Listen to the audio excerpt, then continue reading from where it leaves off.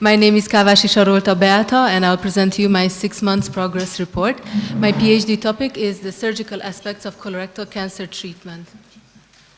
So a few words about myself. I'm a fourth-year surgery resident in the Toldy Ferenc Hospital. My supervisor is Sarolta Abraham, my SMS is Annette, and my statisticians are Adam and Donny.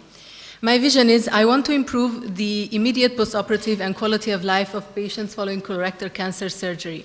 For this, I have a mission. I want to bring the latest scientific data to clinical use in the surgical field. I have two specific goals. One of them is comparing the safety and quality of life of patients after total mesorectal excision with different types of anastomosis, end-to-end to other types.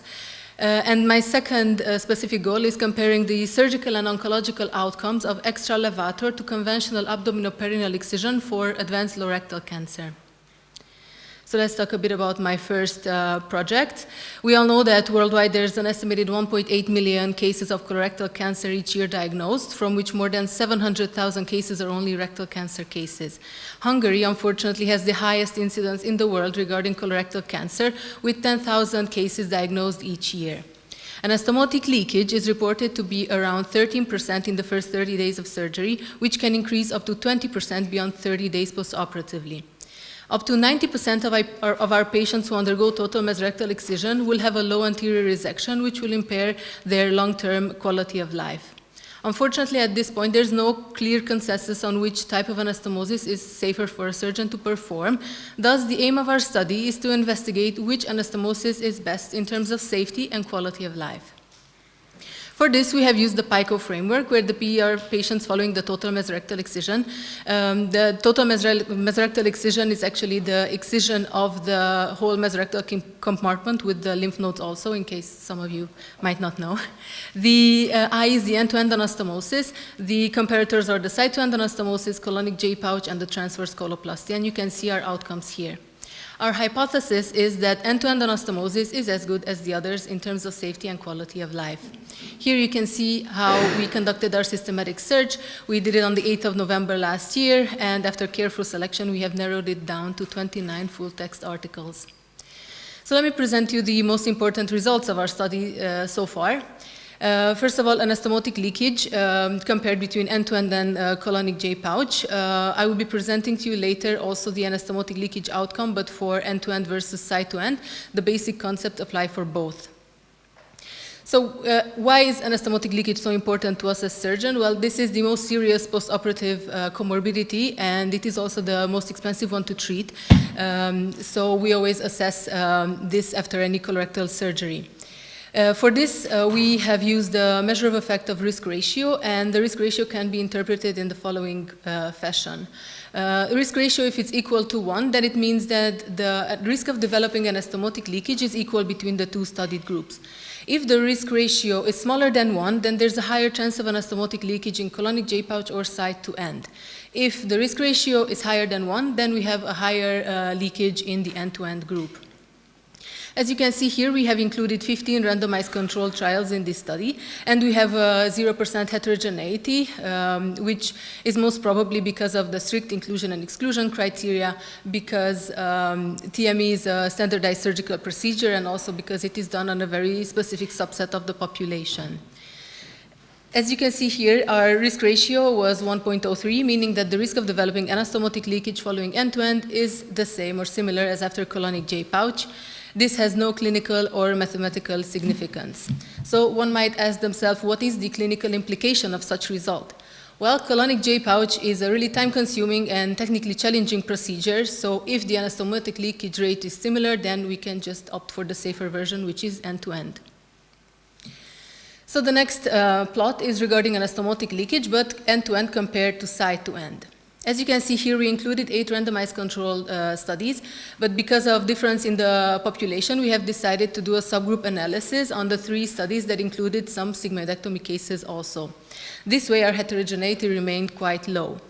As we used the same measure of effect, which is risk ratio, and the result is 1.19, meaning that the risk of developing anastomotic leakage following end-to-end is similar as after side-to-end. There is no clinical or mathematical significance to this result. And the clinical implication might be that actually for end-to-end anastomosis, we use the least amount of staplers. So from cost-effectiveness point of view, if the risk is similar, then we can just use the cheaper alternative.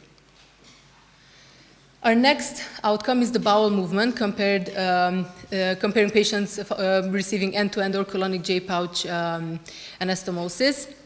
Bowel movement was assessed by the number of stools per day. It is really important to us surgeons, also the bowel movement assessment, because this way we can check the functional outcome of our patients in the long term. As you can see, we have included analysis at 6 and 12 months of our patients. Unfortunately, the heterogeneity is quite high, which cannot be a result of the included studies because they're quite similar, but most probably is because we have a low number of patients included. We use the mean difference as a measure of effect, which is basically the difference of the means of the number of stools per day in the two groups. At 6 months, as you can see, the mean difference is 1.89, which reached mathematical significance. That means that following end-to-end, after 6 months, there's a high number of stools per day. But at 12 months, the mean difference dropped to 159, which already was not a mathematically significant result. Thus, we can say that by the 12 months after surgery, the number of stools per day are fairly similar between the two studied arms. So what are our strengths? Well, the most important is that this will be the first quantitative analysis on the quality of life assessment. Its limitation is that it's lacking data on the side-to-end and the long-term follow-up, and it uses varied quality of life questionnaires. The most important conclusions so far is that there is no difference in any type of short-term postoperative morbidity. There seems to be an impaired bowel movement at 6 months, but this will be improved by 12 months after surgery, and we are still awaiting results from our quality of life synthesis to give a better assessment of how the patients actually feel. The only implication for research I want to mention is that we need studies with cost effectiveness also, because this way maybe we can finally rest this debate.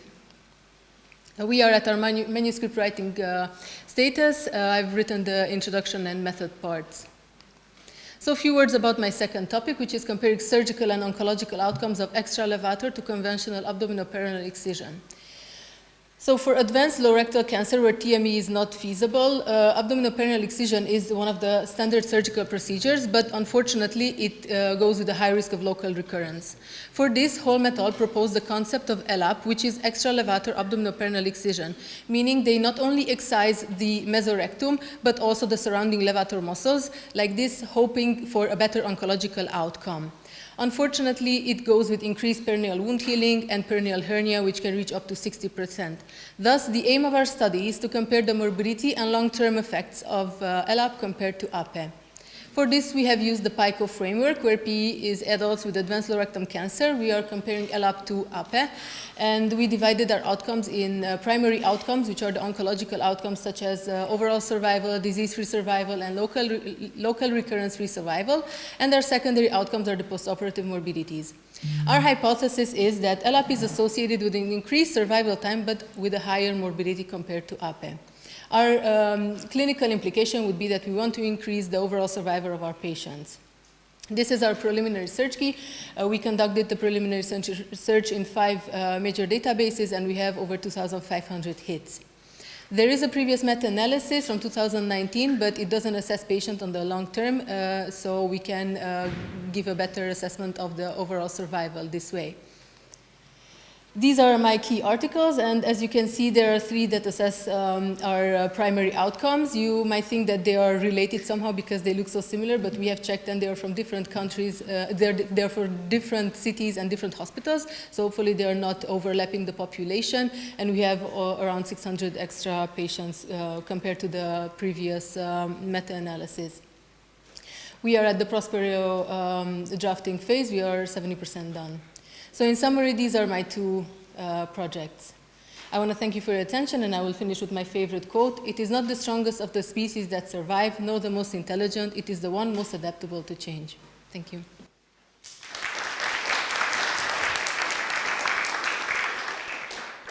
I have a question because you mentioned that the colonic J pouch is technically more challenging for the surgeon to perform, and I was curious what exactly do you mean by that and how is it more complex compared to the end-to-end?